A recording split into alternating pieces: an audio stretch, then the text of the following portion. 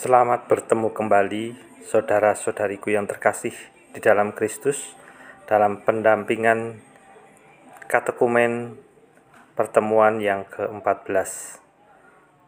Pada kesempatan ini, tema yang hendak kita dalami adalah sabda dan karya Yesus. Kita tahu bahwa karya keselamatan Allah menjadi nyata melalui hidup, sabda, dan karya Yesus. Saudara-saudari yang terkasih, saya hendak mengawali pendampingan ini dengan sebuah cerita singkat dengan judul Kata dan Perbuatan Saling Bertentangan.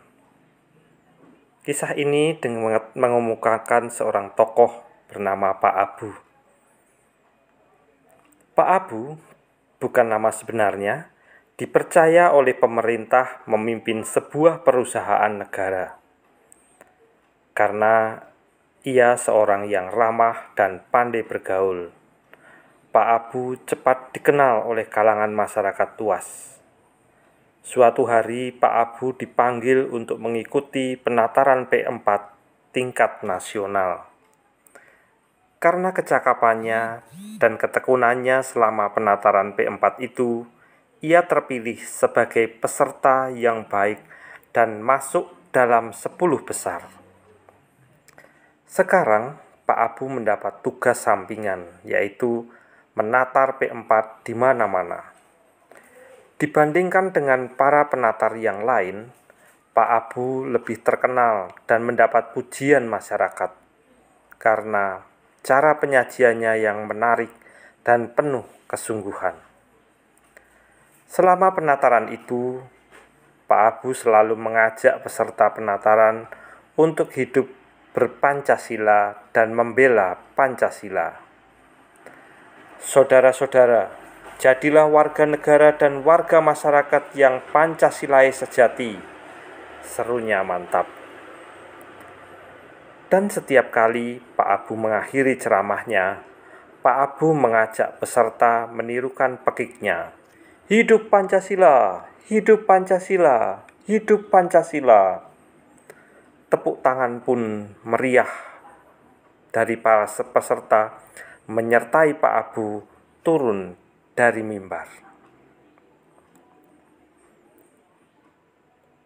Saudara-saudara, pada suatu ketika, masyarakat dikejutkan oleh berita dari televisi yang memberitakan bahwa Pak Abu, kepala kantor perusahaan negara, terlibat korupsi, sehingga negara dirugikan miliaran rupiah. Masyarakat hampir tidak percaya akan hal tersebut. Tetapi setelah wajah koruptor ditayangkan, yaitu Pak Abu, masyarakat baru percaya. Kini Pak Abu menjadi buronan polisi dan masyarakat diminta bantuannya memberikan informasi bila melihat atau mendengar tempat persembunyian Pak Abu. Saudara-saudariku yang terkasih, bagaimana kesan Anda terhadap berita seperti itu? Kecewa, marah, atau mengumpat? Tingkah laku seseorang yang tidak mencerminkan secara baik apa yang ia katakan pasti membuat masyarakat kecewa. Kata dan perbuatannya saling bertentangan. Tentu saja tidak semua orang bertingkah laku seperti itu. Masih banyak orang yang bisa dipercaya karena kata dan perbuatannya terpadu, sehingga orang itu menjadi dalam tanda kutip panutan masyarakat sekitarnya. Ada seseorang yang oleh orang Katolik diterima sebagai tokoh panutan yang bisa diandalkan, sebab apa yang dikatakan sesuai dengan apa yang diperbuatnya. Tidak lain adalah Yesus Kristus sendiri. Satunya kata dengan perbuatan. Mungkin hal itulah yang harus digarisbawahi. Saudara-saudara terkasih, kiranya sudah Anda pahami bahwa yang mewartakan kerajaan Allah yang pertama-tama ialah Yesus Kristus. Dalam mewartakan kerajaan Allah itu, Yesus tidak hanya menyampaikan lewat kata-kata atau sabda, melainkan disertai perbuatan atau karya. Malah, sabda dan karya Yesus itu terpadu. Dalam kitab suci Perjanjian Baru, kegiatan Yesus sampai penderitaannya dapat dibedakan dalam dua jenis, yaitu mewartakan dengan sabdanya dan perbuatannya atau karyanya.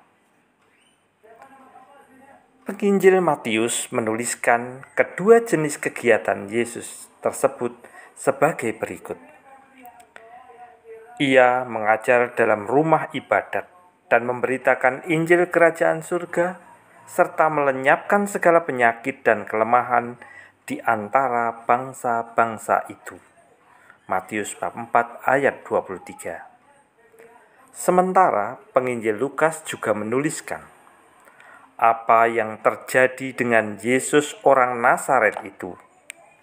Dia adalah seorang nabi yang berkuasa dalam pekerjaan dan perkataan di hadapan Allah dan di depan seluruh bangsa kami. Injil Lukas bab 24 ayat 19.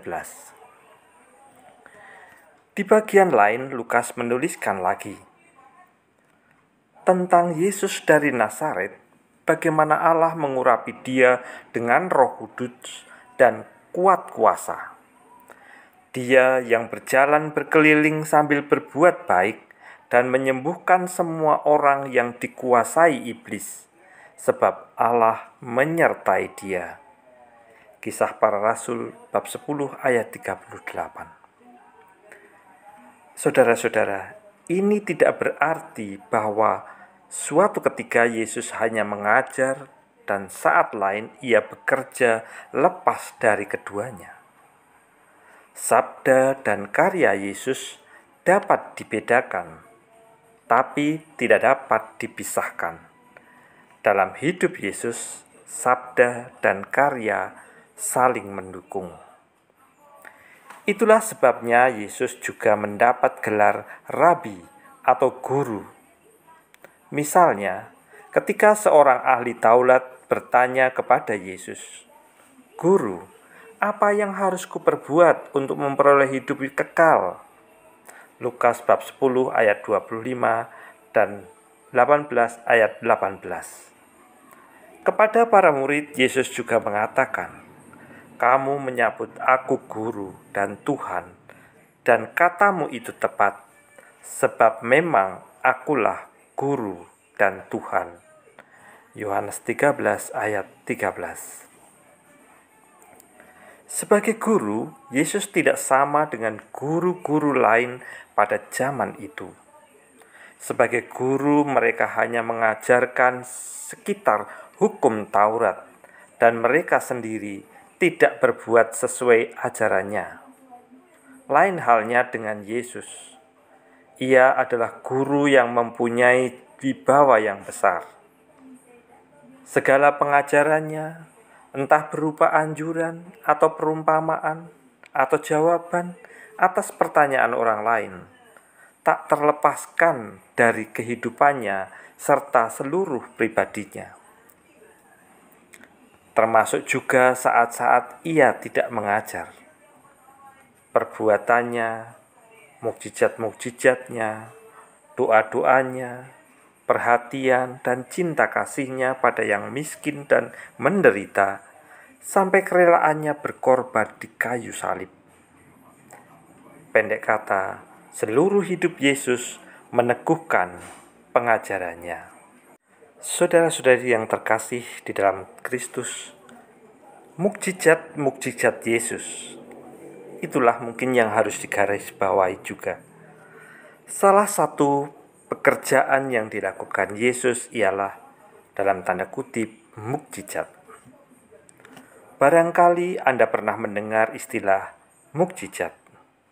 Oleh masyarakat pada umumnya, kata mukjizat dimengerti sebagai peristiwa atau tindakan ajaib yang mengatasi hukum atau kodrat alam. Pertanyaannya, bagaimana orang Katolik mengerti tentang mukjizat itu?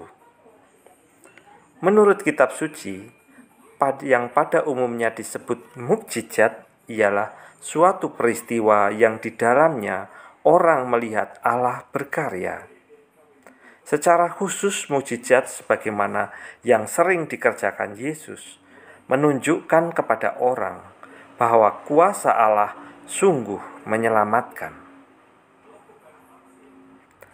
Dalam Injil banyak ditemukan kisah tentang mukjizat yang dikerjakan Yesus. Beberapa di antaranya dapat Anda baca dari kitab suci Perjanjian Baru, yaitu pengusiran roh jahat, penyembuhan penyakit, menghidupkan orang mati, meredakan angin ribut, mengubah air menjadi anggur. Begitu sederhana, tidak menggunakan mantra-mantra atau kekuatan dari luar. Bahkan biasanya Yesus melakukannya cukup dengan dua patah kata saja. Bagaimana cara Yesus mengerjakan mukjizat itu? Ia melakukannya dengan menyentuh atau menjamah, kadang-kadang dengan mengurapi orang. Misalnya dalam Injil Markus bab 8 ayat 22 sampai 25. Memperhatikan apa yang dikerjakan Yesus itu, umat menjadi heran dan kagum. Yang begini belum pernah kita lihat. Begitulah pernyataan orang-orang sebagaimana diikuti oleh penginjil. Markus bab 2 ayat 12. Lalu, saudara-saudaraku, apa maksud Yesus mengadakan mukjizat itu?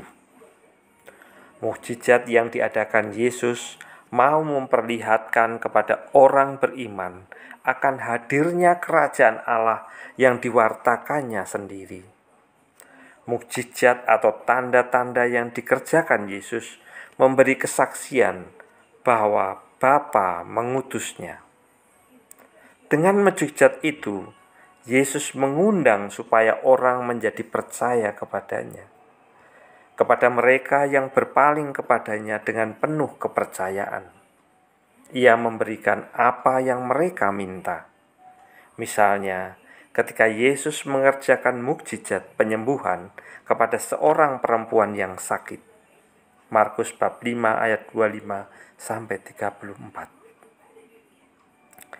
Lewat mukjizat-mukjizat itu, saudara-saudara yang terkasih, Yesus membebaskan orang-orang tertentu dari kemalangan duniawi, dari kelaparan, ketidakadilan, penyakit dan kematian. Namun, Yesus tidak datang untuk melenyapkan segala kemalangan di dunia ini. Yesus mengerjakan mukjizat yang menjadi tanda penyembuh yang tahan maut, yakni pengampunan dosa. Sebab dosa inilah yang menghalang-halangi mereka menjawab panggilan Yesus untuk menjadi warga kerajaan Allah.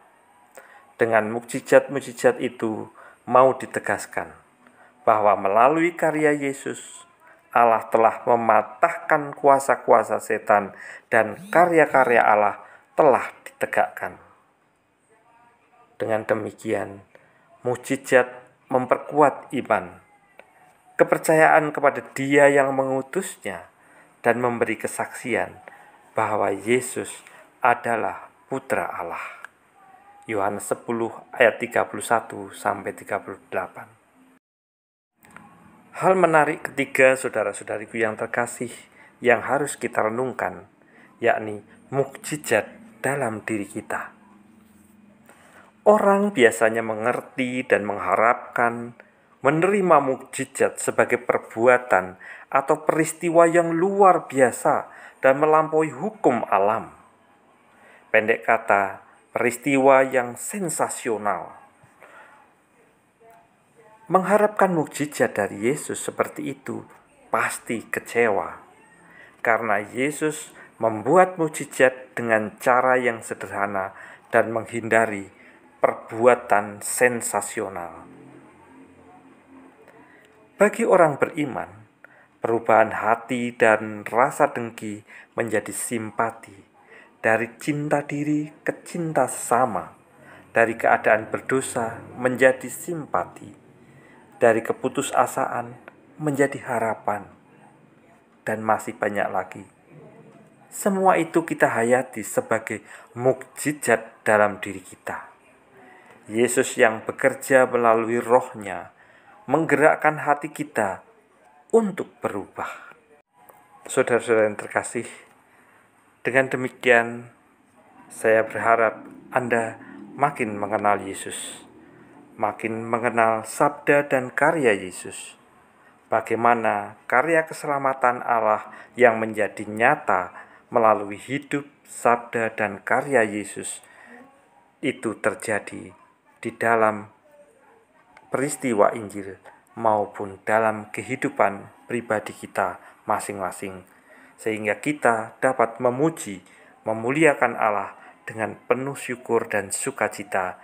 Di dalam nama Yesus kita menemukan keselamatan.